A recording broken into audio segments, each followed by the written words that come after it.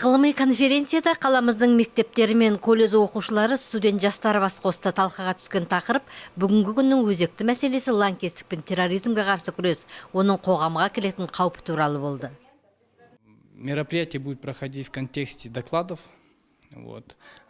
Предварительно были отборы среди школ, соответственно, среди колледжей. И сегодня, так скажем, будут участвовать те ребята, те учащиеся средних школ, которые прошли предварительный отбор. Потому что было очень много заявок. И думаю, после докладов будет обсуждение и, значит, резюмирование по данной тематике. Шара 18 қазан рухани келісім күніне орайластырып өтуінің де мәні зор. Ұйымдастырушылар көтеріліп отырған мәселенің өзектілігіне орай жастарды кеңінен тартуға көңіл бөліпті. Конференцияда осы тақырыпта баяндама жасайтын жастар бір ай бойы әзірленген. Яғни лаңкестіктің қаупі мен қатерін өзгелерге кеңінен ашып түсіндіруді мақсат еткен. Бүгінгі таңда терроризм барлық әлемге төнген қауіп болып саналады, және ол қауіппен барлық мемлекеттер күресіп жатыр, және біздің Қазақстан Республикасы ол жаңағы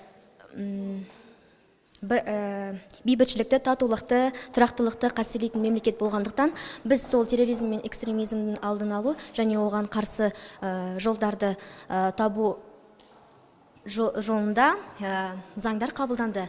Және ол заңдар 1919 жылы діни экстремизмге қарсы заңдар, және 2005 жылы ақпанда терроризмге қарсы күрес туралы заңдар қабылданды. Мен бүгінгі конференцияға келіп отырған ауқымды тақырыбым ол терроризм ғасыр қасіреті болып табылады.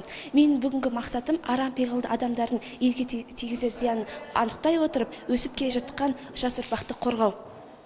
Яғни терроризм бүгінгі таңда дүниежүзінің басты проблемасы, яғни және де ол Қазақстанның да басты проблемасы болып табылады. Терроризм, яғни оған кіретін теріс наным сенімдер, ол жас ұрпақтың, келе жатқан жас ұрпақтың және де басқа да өзге ағаларымыздың, бозақтарымыздың миын ұрлап, теріс нанымге сүйреп барады. Бұл шарадан қорғау үшін бізге әсіресе мектептегі шараларды көбейту керек, және де әр адамның бос уақытын тиімді өткізу керек.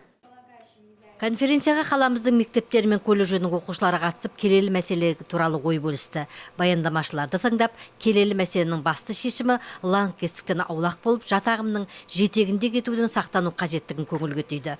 Ұйымдастырушылар конференцияға қатысушылардың барлығына мақтау қағаздарын тапсырды, ал жеңімпаздары естелік сыйлықтарға ие болды. Дәурен Қанаев мұндай шараларды алдағы уақыттарда да тұрақты өткізіп тұратындығын атап өтті.